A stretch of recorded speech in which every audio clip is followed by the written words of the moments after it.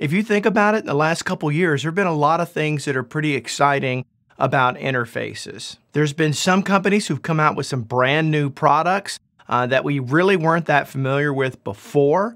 And there's also been some development by existing interface manufacturers to really keep it compelling for us to want to increase the capabilities and the sonics of our recording process. And obviously, the interface is a very important part of that whole thing. And so let's talk about some of the ones that I find very interesting. You've got what's going on with the Tura Audio. Now, I've got one of those being sent to me. They asked me to do a review on it, and I can't wait to try that one out. Because on paper, and as far as features are concerned, that looks like one incredibly compelling interface, but time will tell on that one. But what I'm seeing a lot lately is a tremendous amount of bang for buck for the same amount of money with really, historically, not any reduction or sacrifices anywhere else. Think about what Pulse Audio is doing with the Pulse 16, and I think it's called their A32.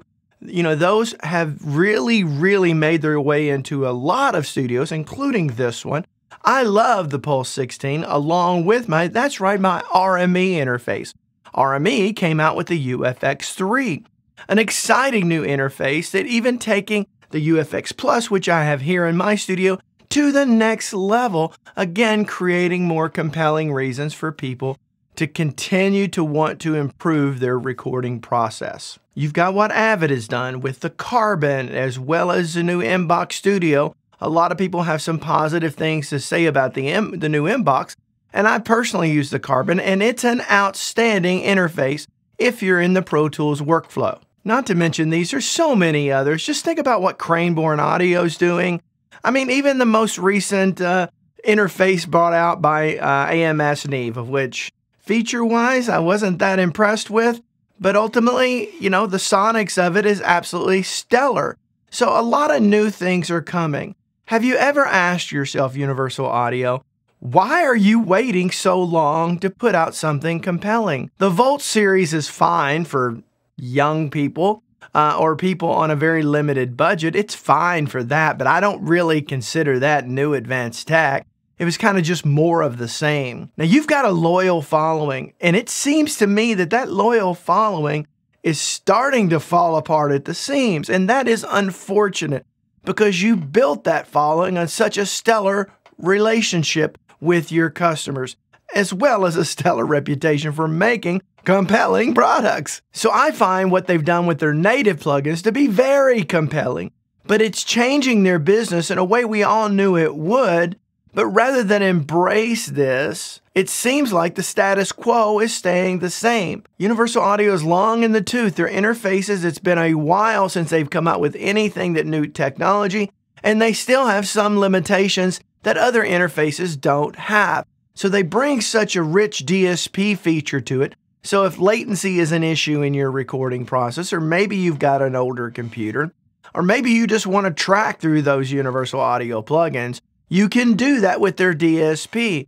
However, you know, what are you going to get? Like 3 plugins that you want to use and then run out of DSP? Now, I know I'm exaggerating, but depending on the plugin, I'm not exaggerating. And depending on how much power you've got in your interface or in your satellite box or in your PCIe card, blah, blah, blah, blah, blah, all of that stuff, you know, you're always going to be limited by that. So I've been talking about this for some time, but I'm quite shocked, to be honest with you.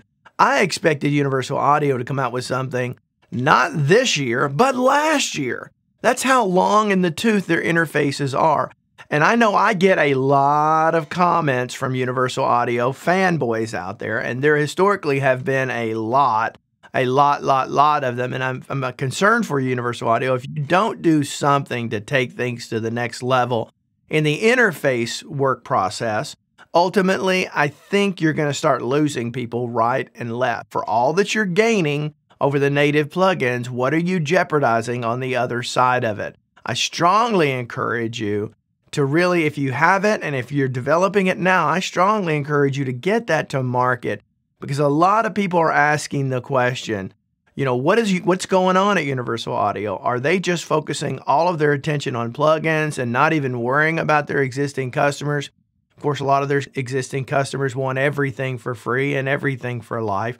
It's not all of them, but unfortunately too many of them. But that's not something, specific to Universal Audio. About every company deals with that. And so these are the things that people think about. These are the things that I think about, because a recording interface should be one of the major decisions that you make in your studio, because it's one that you're likely to live with for a very long time.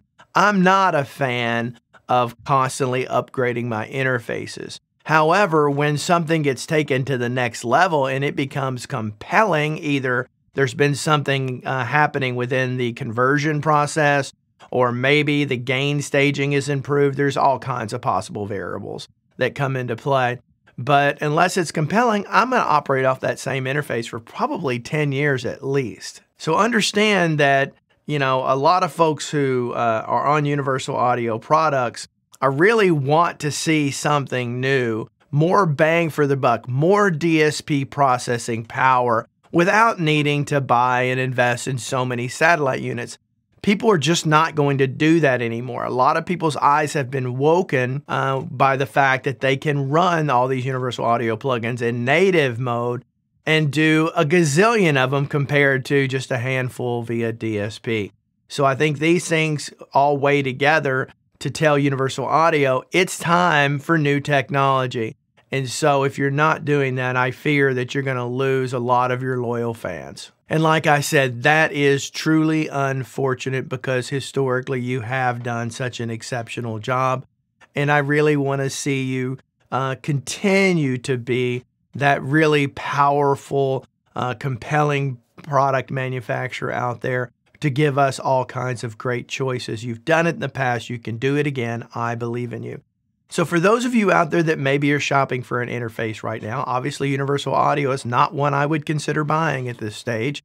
I would wait until they come out with something, or I would go another direction. That's just me.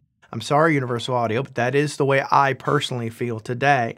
Come out with something new and you will change my mind. I promise you that, especially if it's as compelling as I know you're capable of doing. But regardless of that, if you're shopping for a new interface or any other product, I have a relationship with Sweetwater. I have an affiliate relationship with them. So what that means is you don't make very much money off views in YouTube. So ultimately, if I want to keep this channel going, I have to supplement that income in other ways. And I do that by having the affiliate relationship with Sweetwater. If you go down to the description below in the video, you will find a link that you can copy and take over to your browser. And anything you put in your cart and purchase, I will get a tiny, tiny percentage, whether that's a $7 thing of strings, or whether it's a $7,000 recording interface or preamp or whatever it may be. I will get a small cut of that. And I would appreciate if you've done it. And for those of you who've done it already, thank you very, very much. Now, do me a favor, leave me some comments down below. Please understand this is not about criticizing Universal Audio. Hopefully for me, the desire is to continue to nudge them, because I'm going to be that voice calling in the desert to advocate for you users out there that ultimately deserve something the next level from Universal Audio, because you've been so pleased so far with what they've done. So let's continue that together. That's all I'm saying. So leave some comments down below. Tell me what you think. If you want to talk directly to Universal Audio, do that in the comments down below. I can assure you they read through the comments. But until next time, I hope every one of you have a great day. Bye-bye.